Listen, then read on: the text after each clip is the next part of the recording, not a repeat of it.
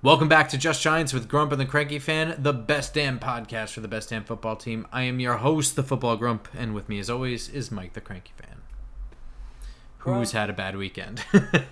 Grump, I've had the worst 8 days of sports in my entire life. Let me break down really quick how bad this week has been.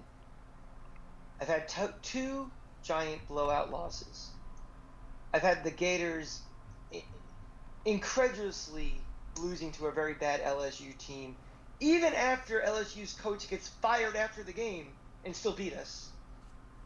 My baseball team gets eliminated from the playoffs. My wife's baseball team gets eliminated from the playoffs. My hockey team wins a game, but yet their best player gets hurt and could be out for the year. And my soccer team loses at Derby to New Jersey. That is a turd burger of epic proportions, and I am lucky. The happiest thing that happened for me this week, Grump, is I was flying home from New Orleans this weekend, and the Wi-Fi was crappy on the plane, and I couldn't watch this Giant game in real time. I consider that a moral victory, and the only thing that kept me from literally jumping out of the plane at 37,000 feet and being splattered somewhere in the Appalachian Mountains. It's just awful, and I am beaten down as a sports fan. I forgot to text you. Cranky Fan wasn't at the game with me. Like he said, he was on a plane. In front of us sat, I mean, this dude must have been 1,000 years old. And he just he had three people helping him walk to his seats. He's got a cane, and there's a lot of steps at MetLife. I'm sure he's taken elevators and whatever, but still, even just getting from the tunnel a couple of rows down and then in literally 2 seats took him 20 minutes. I am so sad that he had to watch this game, dude. Oh my god! Of all the games to go to this poor dude, I don't even know if he made it. I almost didn't make it. But the Giants lost 38-11. I left before the 8. Grump, did you on the Thursday show, which I wasn't able to be a part of, did you read the text I sent you what my prediction for the game was? I did. I read it on air. Did you not watch the episode? You don't watch? I was in New Orleans all weekend, man. I was kidding, on dude. Street. Yeah. No, I did read your whole recap. All weekend, so yeah, I was pretty close. I thought this would kind of, the final score be very close to what actually happened. I thought this team was depleted. I thought, Daniel Jones, I wasn't sure if he was going to play or not, and we're going to get into that as a major topic today. I figured he wasn't going to play, and I thought this team would get their asses kicked by a Super Bowl contender. And guess what? We got our asses kicked by a Super Bowl contender. Yeah, they got their asses kicked straight out. But in the moment watching the game, and even upon rewatching, they came out of the gate with a pretty good game plan. They started off pretty okay. I mean, the roster that was stepping onto the field, the guys who were active for the game, that was going to be, if they all played at their highest potential, they were going to have to play pretty dramatically, I thought. I from what they've shown so far, it was going to be tough for them. But if they came out of the gates with being as aggressive as they have been at times and can be on offense, and if they were, finally clicking a little bit on defense, because I think that there are some step back here for this Rams team. I don't think they're as good as they were last year or the year before, in some regards. It would have been tough, but they could have hung in there, and they started off pretty good. There were mess ups here and there, but if this team's at full strength, this team is not as good and not as close to good as the Rams. I disagree. I disagree entirely with that. At full strength. Yes, this team is. We are at best. At a full strength, this team is a fringe playoff team. The Rams are a Super Bowl contender. They're one of 2, maybe 3 teams in the NFC that are a legitimate chance to win the Super Bowl. So I think you have a higher esteem of the Rams than even the Rams have, dude. I don't think they're of the 2 teams in the NFC that are going to go to the Super Bowl. They're not. They're definitely a playoff team. I mean, I don't know if they're going to win their division, dude. Arizona looks really good this year. Arizona looks really good. I got to see Arizona over 17 games, or 17 games to prove that to me.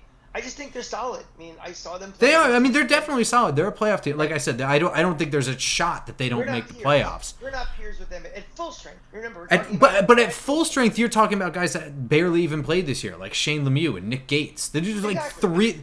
That team, I think, is a fringe playoff team, and I think they're a playoff team. That's at least competitive. Though that fringe playoff team can win that game against a playoff team. They weren't full strength though. Yeah, so they can. There's no chance. Yeah. And I thought in the first quarter they came out of the gates firing, man. I mean, of course they screw up in the red zone on their opening drive, but they matriculated down the field, and they did this. Nate Solder immediately looked like shit. I mean, first play looked like shit. Strip sack of Daniel Jones. First fucking play. And despite that, him looking his worst he's looked probably since he got here. He might have had his worst game as a Giant. It was pretty bad the last two games. Despite that, they still went down the field, and I was like, holy shit. And then the defense stepped up a couple of times in a row. And then, Kadarius Toney didn't make it out of the first drive, and now we're looking at, holy shit, if they can stay close with this game, that'll be a miracle, just keeping it close. And then Andrew Thomas went down. I was pretty much resigned to the fact that they were going to lose at that moment. I sat back in my chair, wasn't getting excited anymore, just like... It's gonna fall off the wheels, and it happened almost immediately after that. So I mean, when you're on an airplane and you can always turn your phone on and it works, even though you're not supposed to. This was a game I knew we had a shot of winning. I probably would have broken all the FAA regulations. Right. No, I agree with that. To make sure I can get a Wi-Fi that actually worked. That thought never crossed my mind Sunday. It's like, we are not winning this game. We're not going to be close. I'm just gonna hope that every 15 minutes the Wi-Fi works for 4 seconds. And I get an update. So that's kind of, then the injuries kind of started rolling in to make it even worse and worse. But, and then Daniel Jones. I mean, let's get into Daniel Jones now. Before we started recording, we were debating about Daniel Jones, whether, I think it was a mistake he even played to start with. I know he was cleared to play, but he's 7 days removed from a concussion. He's your franchise. He's who you invested heavily in. He's a guy that, you want to be healthy. You don't want to have him, have setbacks, even if he's been medically cleared by the NFL to play. You have to think long term with him. The Giants are going nowhere. We're 1-5. The season's over in all realistic chances. I don't know what the rush was to get him back out there for this particular game. And then, which has been the real talking point later on, is why is he still in said game when it is already a blowout in the fourth quarter? Which, to me, it's a bigger problem that clouds your judgment as a coaching staff, as an organization. It's called desperation. There is desperation, I think, with this coaching staff, with this general manager, with this organization, to not have this season spiral completely out of control. And be 1-10, 1-11, and be even more galactic stock we are. And when you start making short-term decisions because you're desperate, you can really impact this team long-term. And I think him playing, you can make the argument, and Grump will take the counter about him playing or not to begin with, but in that fourth quarter, him being out there to me is borderlining on franchise negligence, and really makes me start wondering of the decision-making process and my confidence in this head coach. That's my take. I don't want to get into like a long back and forth thing about this, so I can hit some counters, but I mostly agree with you. But right off the bat, like, I have no issue with Daniel Jones playing this game. There is no such thing as a setback from a concussion. So for starters, there's no way to re-injure it. It's not like a sore arm. The current science, at least from what I understand, shows that the setbacks happen within the protocol. So those are all pretty much just adding a little bit of physical workload and then reevaluating what symptoms return or don't return the next day, and then evaluating from there if that advances you to the next level. We have seen guys every year, I believe, at least this year, it's definitely happened, that can return within 7 days. And Daniel Jones is not one of those guys who has a long track record of concussions.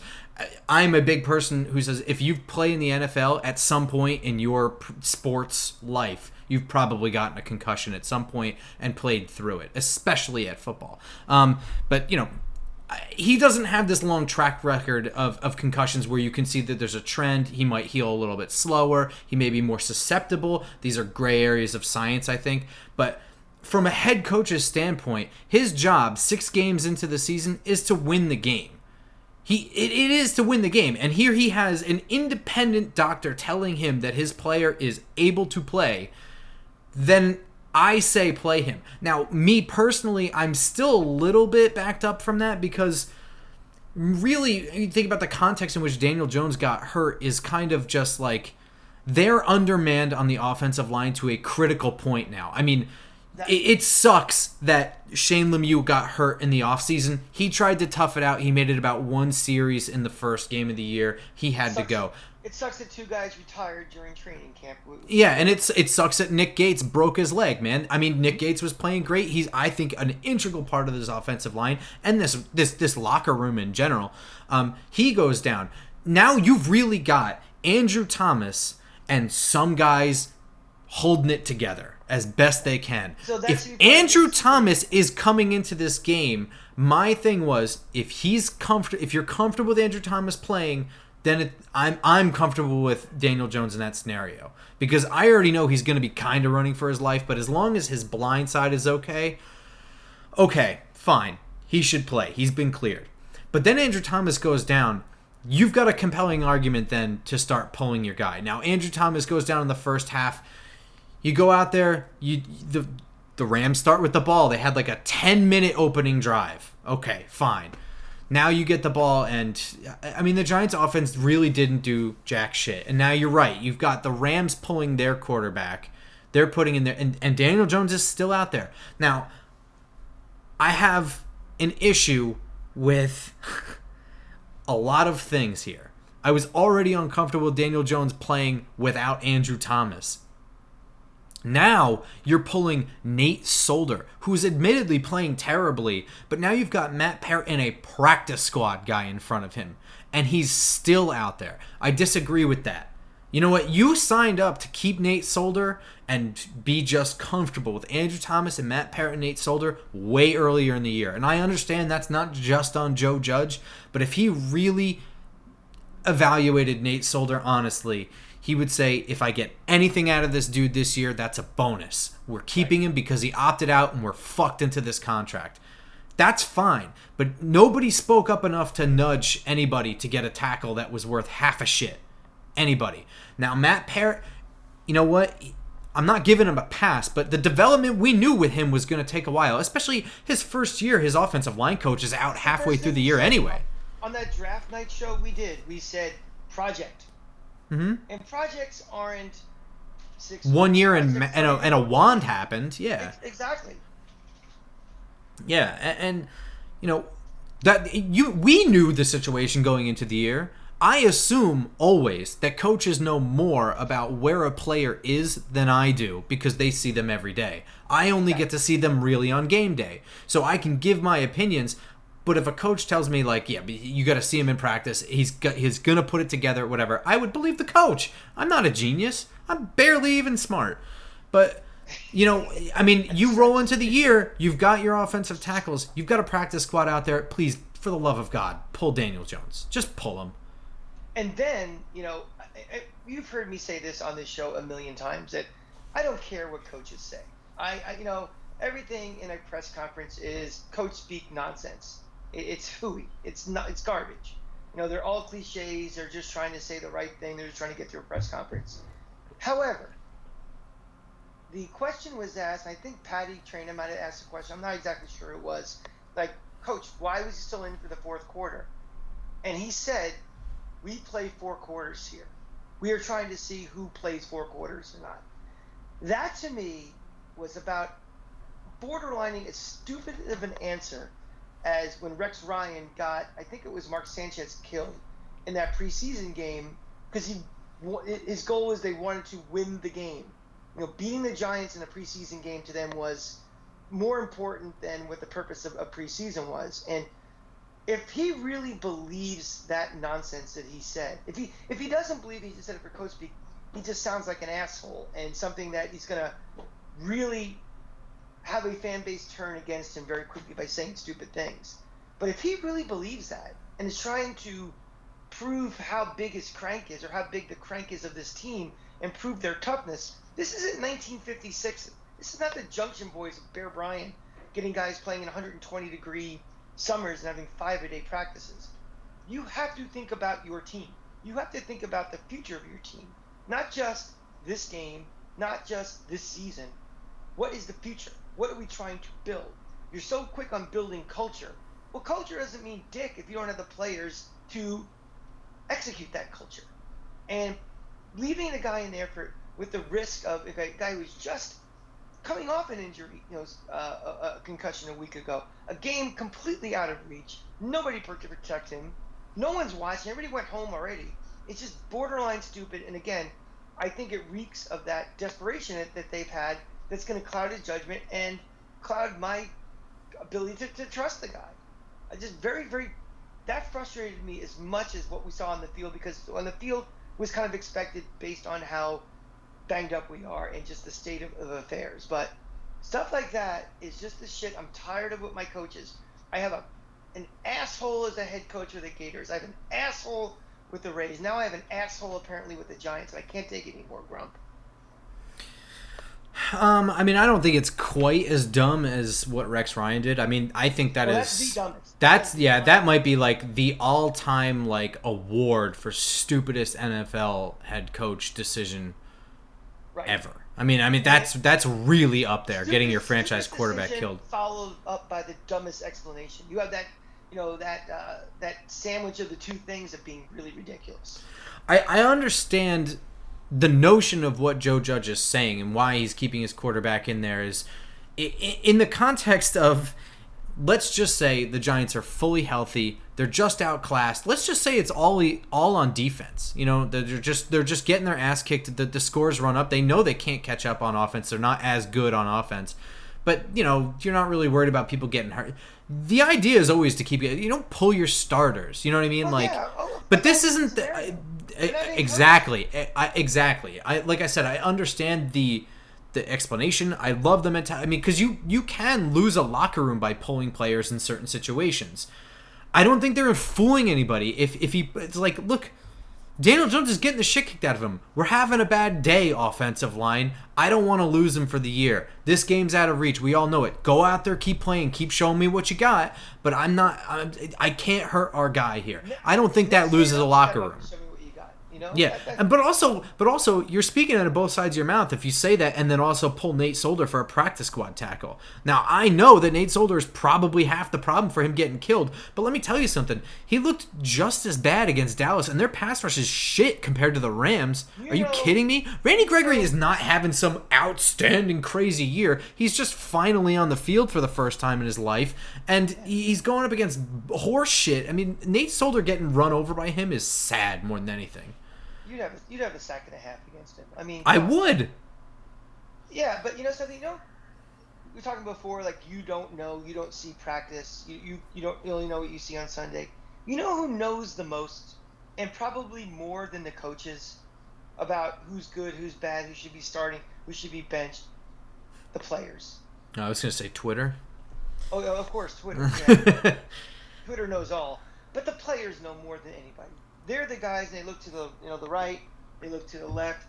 They see who's executing, who follows a game plan, who does the right technique, who's going to get their fellow guy killed or not.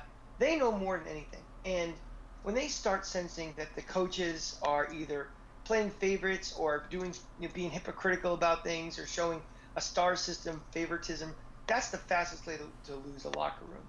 That's true. They're not losing a locker room because they're getting their asses kicked and they're pulling guys. Because, players are realistic. Fans, we're as much invested in the winning and losing as the players do. But the players also are businessmen. And they also are professionals. If you play for the Giants, the odds are very good You did not grow up from the time you were 9 years old to be a Giant fan like we have been. I mean, I doubt they had New York Giant pajamas and New York Giant bed sheets and New York, Lawrence Taylor posters on their wall. They became, invested in that team when they were drafted or traded or signed as a free agent. So it's different. They know when it's time to live for another day. Fans, we're idiots. We sit out there. Grump, did you stay for the whole game? Oh, hell no. Okay, but you made the trip out there knowing it was probably... I did. No, I knew it was a total disaster. Look, it was a different situation. I wasn't with you. I was with my girlfriend. I'm not making her sit through that shit. My point though is still that you have a different emotional investment than players do. Players are, of course, yeah, realism also. And again, you are going to lose a locker room when the coaches are not playing in the best interest of the team, and they. So, I don't think there's a problem with if they pull Daniel Jones like, oh, we're waving I don't think waving a white flag at that moment is going to lose a locker room. I think making dumb decisions that could potentially sabotage the season and impact players, financially down the road if they're re-signing for things, that causes a problem, and that's something you might see if you see stupid shenanigans like this. I think Joe Judge already has a nepotism problem, and I think retaining Nate Solder was something that was financially needed to happen. I mean, just the way the contract worked out for him. Once Joe Judge was here, I mean, it had to be kind of. I mean, cutting him was just not going to happen for the books, and he opts out for COVID, but what can you do, right? But choosing to start him over Parrott repeatedly, giving him reps over Parrott repeatedly, when it's clear to me that they are pretty close, if not. Nate Solder is worse. I mean, there are certain things that Nate Solder I have objective proof of Nate Solder doing specific things work, like passing off stunts. He misses almost every single time. He starts running laterally with his guy and collides with Will Hernandez almost every time they run us down. Almost every time. I mean, just starting Nate Solder over him over and over and over again, that looks like nepotism. Even if he's got like some other reason, like it has to be monumental. I don't think it's nepotism, just favoritism. It's just I'm picking my best. Oh, well, whatever. Yeah. Well, I guess nepotism is from the New England family is kind of where I was going with it. Okay. Yeah. That's if he's doing that because of I was a special teams coach in New England. This guy, X amount of years ago, was one of my. Well, I don't know. What's your explanation? Why do you think he's starting over Matt Parrott? I mean, is that a Joe Judge decision, or is that an offensive line coach decision? No, come on. Everything is. He's gonna go based off of what his offensive line coach tells him. But I mean, how the fuck? If I'm looking at the film and I can see things objectively that Matt Parrott does better, like what possible thing could he be doing better that I'm not seeing? I don't know. Maybe that's so monumental because maybe we're starting to explore and understand the flaws of Joe Judge, the head coach. Maybe he's a guy that either just delegates too much to what his assistants tell him to do without stepping in and being that CEO and overriding something. I mean, if that's the case, why is this offensive line coach starting him over the other? I mean, I think. Well, also let's not forget that part of the reason that him and Mark Colombo butted heads is because. I mean, he was in there correcting Mark Colombo's teachings. So, I mean, I don't think he trusts it. I don't think that's it, that he's trusting his coaching staff too much. I don't know what it is. I can't think of a real reason why you would put him out there because... There's definitely something going on with this coaching staff from last year to this year. I mean, at this time last year, we were worried about Graham leaving to become a head coach somewhere. Didn't he interview somewhere in the offseason? I believe his flight was canceled to go to L.A. But I think he was getting calls about being a head coach. Yeah. He canceled his flight because we wrote him a check, basically. Okay, this defense was way above expectation. They did a lot of good things. Kept a bad team in a playoff hunt and stuff. And all of a sudden now everybody wants to hang him outside on the tree and want to get rid of him. It's like, did this coach all of a sudden forget how to coach? These decisions and these things that Joe Judge are doing, we didn't see last year. It's like, what happened over this year where when you had more time to prepare for this offseason than you did the year before, you had more time to work with your players to install what you want. We got better players, better guys in the secondary. We got more weapons on offense, wide receiver and tight end. And why does it all look like it's all regressing from a coaching standpoint? It's the biggest question I have on this team. Other, injuries you can explain, all these different things, but the unexplainable thing why this season's going south is what the hell happened to this coaching staff? And I also think, Grump, it kind of leads into our conversation of, looking at this season now as we're kind of at the quarter pole of it, where do we assign the blame for how this season has gone so far south? I mean, how much of a percentage do we put on bad coaching versus the injuries versus the roster that was constructed by Gettleman versus, all of these things? I mean, I think the fans, just scrolling through Twitter after the game and listening to some of the calls are just like, why aren't we using Kyle Rudolph? Is that the biggest problem with this team, or is it just is it really the injuries, or what kind of really have made this team go sideways, or is it this been bad coaching, or we didn't address what we had? How do you think? Where do we get to this point, Grump? And what do you think are really, in your mind, the biggest things, and what fans really should be focusing their anger towards the most? Well, I don't know about. I can come up with a layout about why we are what we are right now. And you can choose to assign a percentage based on what I think the flow chart is here. We have a situation where a general manager came in and I think made bold moves, and I think he made some good moves, and I think he made some bad moves. But when he came in swinging. So he came in, the good moves were real good, and it's not how good, it's just that he kind of swung for the fences on them. And the bad moves, they all had really big repercussions. There were some good, some bad. I'm not going to go over each one, but essentially you start off when you have a shitty situation where he's come into a terrible roster and a terrible cap situation. So he's got to make a bad roster worse. He's also got a bad head coaching pool. So he gets the best guy off the market that he thinks. It's Pat Shurmur. I don't think that any of those head coaches were really much of anything, but whatever. It doesn't matter. They go out there, they get James Betcher and whatever. And he goes out there and he's trying to get guys to fit their system. And some of those free agent signings were bad. And, we look at Antoine Bethea and the context of that signing is that he's supposed to be the veteran guy to help install this defense. The reality of that was he's fucking starting and he sucks. Okay? So, and then, all these guys get slashed when you make your head coaching change. And, in the interim, even with the head coaching change, you're still making some good moves, some bad moves in the draft. You know what I mean? It's not all bad. It's not all Dave Gettleman. But you've now got a switch of gears. And you've got a new head coach who's installing a new kind of thing, right? And now you're getting new guys to fill that guy's scheme, and you're getting rid of guys to fit the prior scheme. So you're pulling on all these new guys and doing the best you can. So you're really looking at, from a Giants fan's perspective and from a Joe Judge perspective, two different lengths of time for a rebuild.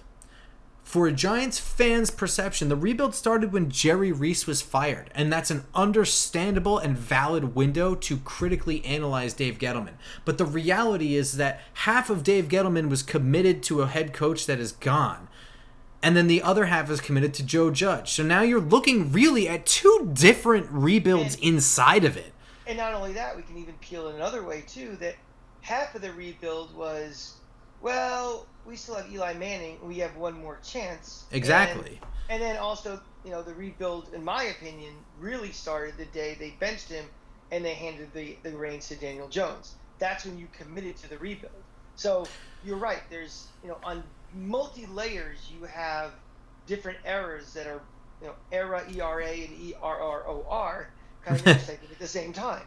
And what do you have? You have no coherent blueprint and plan going forward. So here's what happens is now you have a new coach come in, and you have this, it wasn't really fool's gold that they were better last year. I mean, you have this group of guys that fit a scheme he's trying to make it work, and it kind of started to work towards the end. There was enough to build on. But because you're now at a second reshuffling of rosters, there's no depth yet.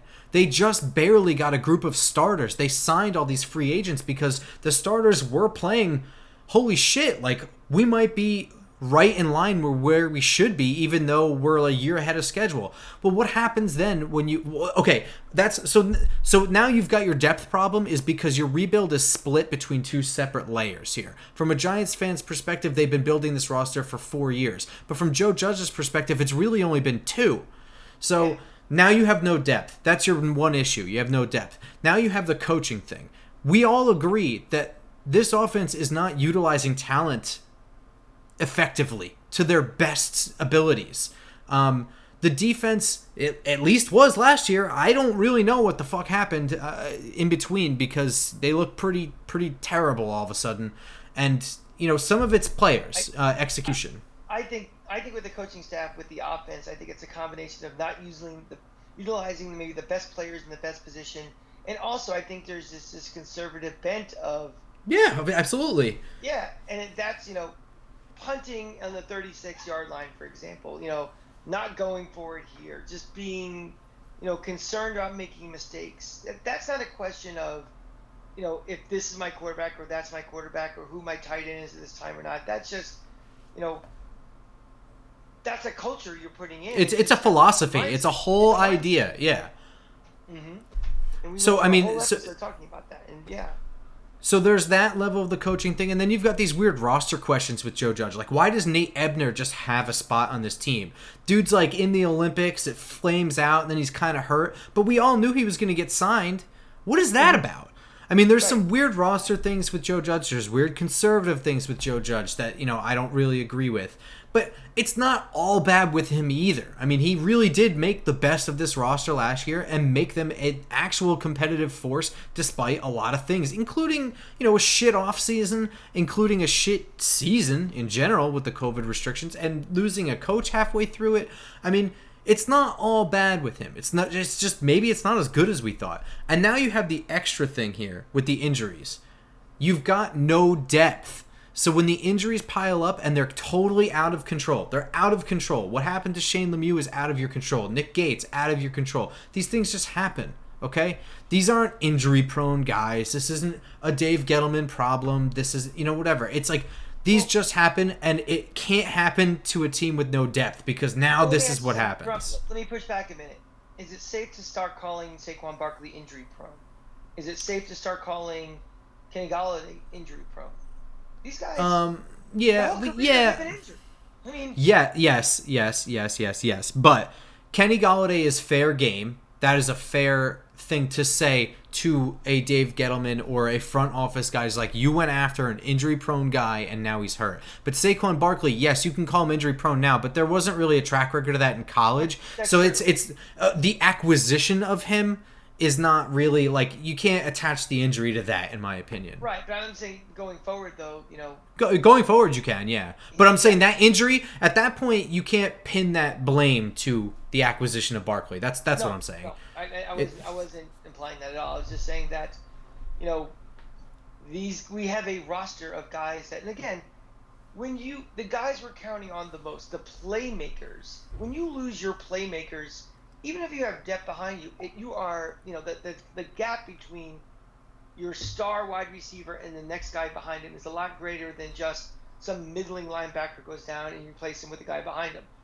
That hurts. That hurts any team. Any team that loses, like between last week and this week, who lost their quarterback, their best receiver, their best running back, their best linebackers out, all these things. It's like, I don't care if you're a bad team like the Giants or a Super Bowl contending team, you are going to suffer. No matter what your depth is, you're losing your best playmaking guys. And besides the fact we have no depth, our best guys are out too. Yeah, Andrew Thomas. I mean, they literally made a movie about the position he plays and how important it is. I mean, come on. And that dude goes down, it should have some significance. But, I mean, it's also fair to say that, whether you're in Pat Shurmur's offense or, Jason Garrett's offense, you need tackles. Like, why are these the tackles that we have after? So the criticism is fair to be passed around. I'm just explaining to you where we're at. You can put the percentage needle wherever you want as a fan, because they're all valid things to get mad about. The injuries thing, though, I mean, the way that stacks up is that we don't really know how good or bad the 2021 Giants are, because they never really hit the field. And when they started the year, they started off sluggish to the point where we know that they weren't that bad. We know Tony didn't even play in week 1. Yeah, I mean, we'll never know what this team could have been at week 6. That's what I'm saying. We don't know what this game would have been. Are you ready to give Judge and Gettleman a pass for this year based on just the injuries alone?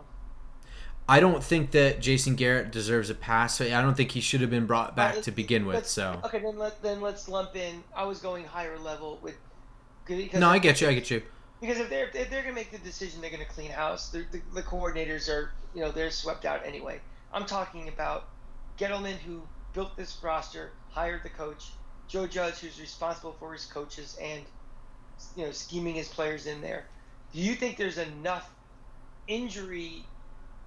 I know you like doing percentages, but the percentage that you allocate to injury enough to give those two a pass to say that definitely, well, they should be back next year. It's that much of a significance that you can't judge them. No pun intended. I will say that I think the coaches are slightly further out of reach than Dave Gettleman is. I don't know if the injuries are enough to give them a pass, but I think it might give Judge a pass, and what he does with his coordinators might be up to him. Because, you look at the coordinators were only here for 2 years, and if 1 year there's so many injuries that you never had your starting offensive line really out there, I don't know. It might be enough to be like, guys, I mean, come on here. Like, I was here for a year. I assemble a roster, and then that roster doesn't play, and now I'm the fuck out of here. I mean, I'm saying this as of week 6 after this game. Now, if Joe Judge does more boneheaded shit down the line that we can criticize him for, then obviously my answer is going to change. But Dave Gettleman is going to get zero amount of protection from injuries. Yeah, so it's all on the coaches. So I think there is at least a chance that the coaches remain and Gettleman goes. I don't think it's necessarily and then that would be tenuous based upon who the new GM is. I mean, yeah, I don't think that's going to happen, but I can envision it happening at least. Usually, if they blow out a GM and a GM comes in, usually it's in the off season, and they don't have the time to blow out your coach right away and have somebody already in place to replace. It's too late in the cycle, so Well, it depends. I mean, they could boot a GM early. I mean, his job is mostly done right now, and then everything else is like scouting department work. Right, but what I'm saying is, if they decide, unless they decide we're just completely going to clean house and everybody's gone, and which almost kind of scares me, because then I get worried about who's doing the hire for the coaching, like the coaching search. If there's no GM in place, like, to me, it's like my preferred situation would be that if you were going to be making moves, and I'm fairly certain something big is going to happen this offseason, they blow out Gettleman first. They don't do anything with this coaching staff until they have their GM in place who has a plan. I don't think they're going to get somebody who nobody's ever heard of before.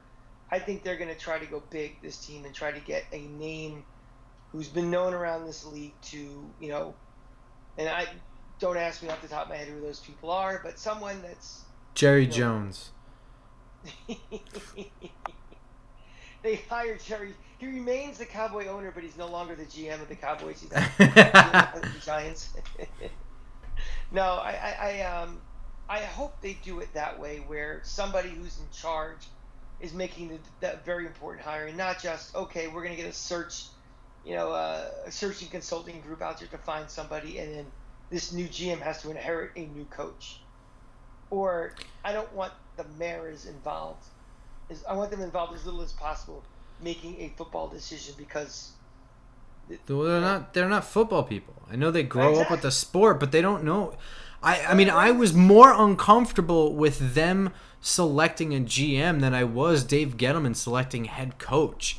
I mean, I don't like Dave Gettleman, and them hiring him was exactly what I was afraid of. I mean, it's like, oh, it's the guy. You know what I mean?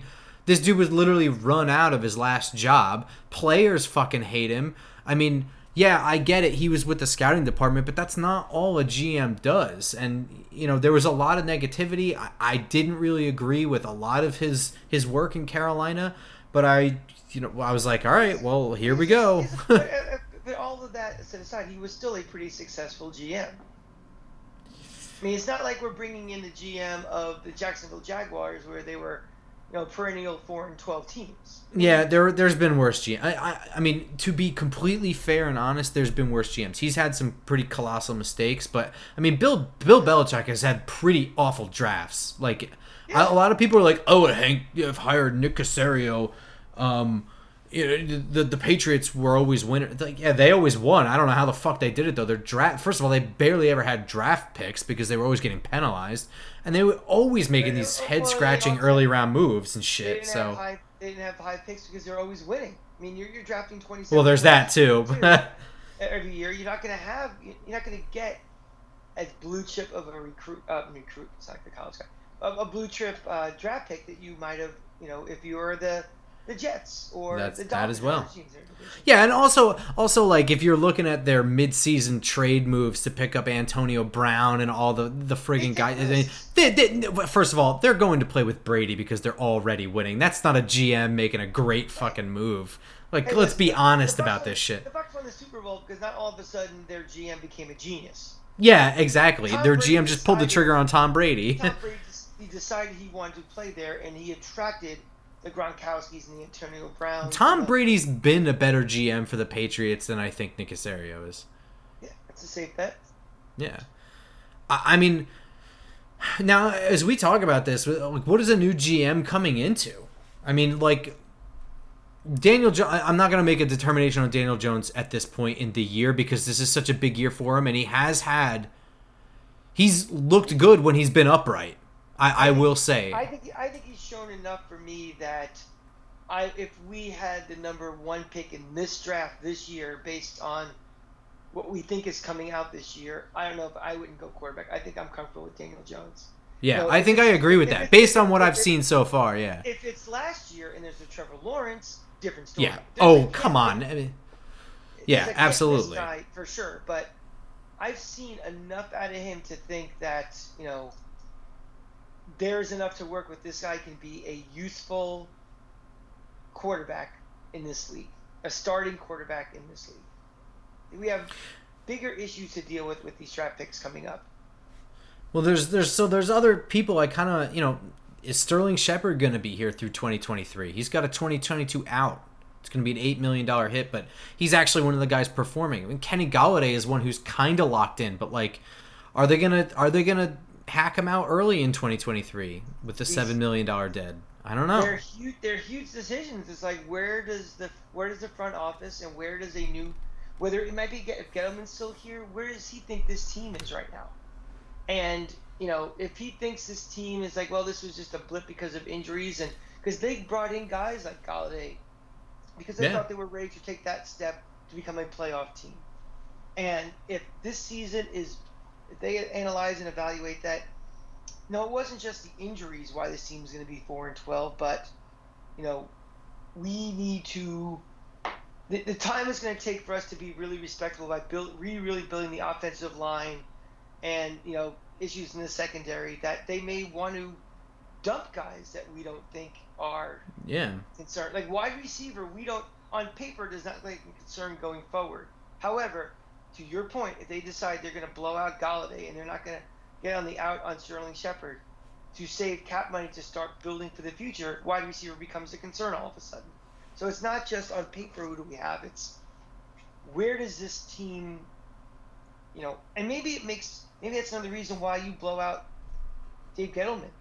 not for the moves he's making, but To someone who prevent has him from making news. no, just like someone who has clear eyes on what this team actually Oh. is.